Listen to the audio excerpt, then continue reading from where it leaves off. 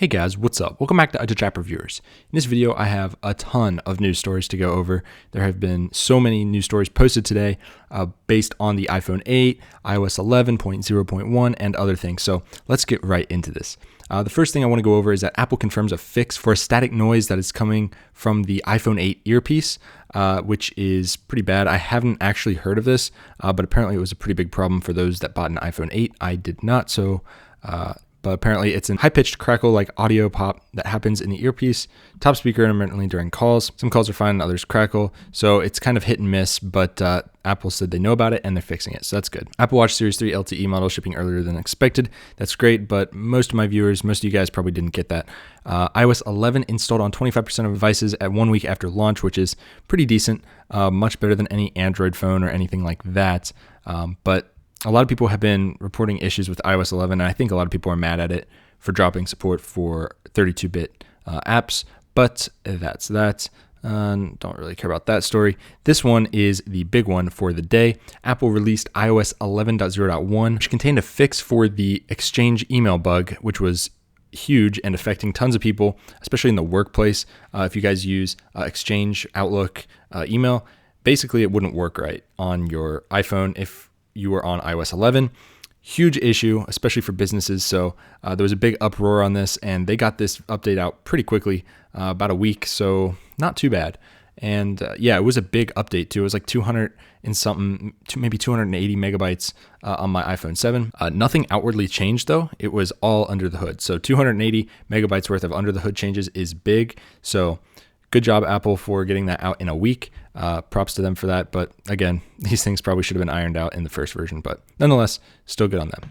Now, another story. So you remember yesterday my video about the constrained supply on iPhone 10s. So today, a report came out stating that there's an estimated supply of iPhone 10 on launch day that has been revised down to just over 12 million units. Now, I said I thought there would be 1 to 2 million. That's a pretty low estimate. Apparently, these guys say that there will be 12 million units. But again, there's going to be 40 to 50 possible pre-orders for this phone.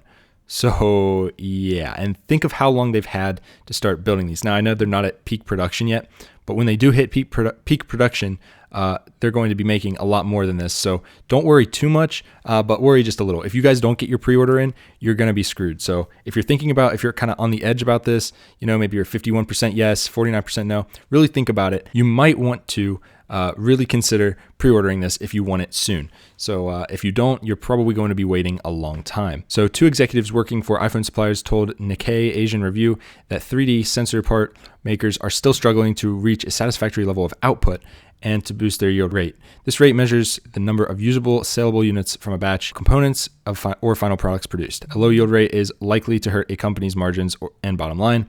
So yeah, they are saying that there are going to be possibly just over 12 million units, which again is incredibly low.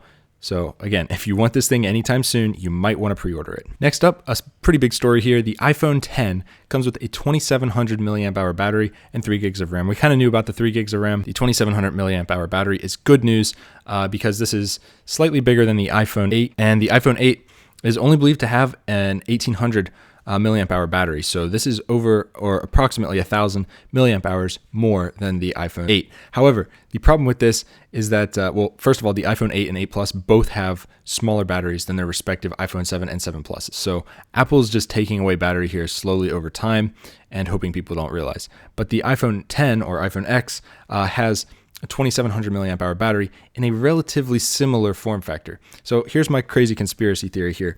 So I think that Apple took away the headphone jack last year just to kind of acclimate people to not having a headphone jack. I think they were planning this iPhone 10 way back then a little bit, because I think to fit this 2700 milliamp hour battery in this tiny compartment is very difficult, and I think they needed the room for it, and I think they didn't want to cannibalize their sales then. They'd rather cannibalize them early, so if that makes sense. They didn't want to hurt their sales of this iPhone 10, so if they would have kept the headphone jack on all the other phones, then when this one comes out with no headphone jack, there'd be a huge uproar, and a lot of people wouldn't buy it. So I think that's a possibility that what Apple was doing there, just to kind of shift the mindset, so to speak, and manipulate a little bit, but they got to do what they got to do. So that's just conspiracy theory. I don't know if that's true, but it's a definite possibility, I think, because a 2700 milliamp hour battery is huge. It's actually shaped like an L in here, which is a new design just so they could cram as much as they could in. And apparently, it's like 2 hours greater talk time than the iPhone 8 or iPhone 7. Not huge differences there for such a big battery. So I think the screen is going to eat up a lot of the battery.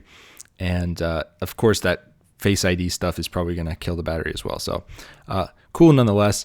This is, I don't know, not disappointing, but kind of interesting. The iPhone 8 component cost is estimated to start at only $247. So of course they're selling this phone for, $600, $700, $800.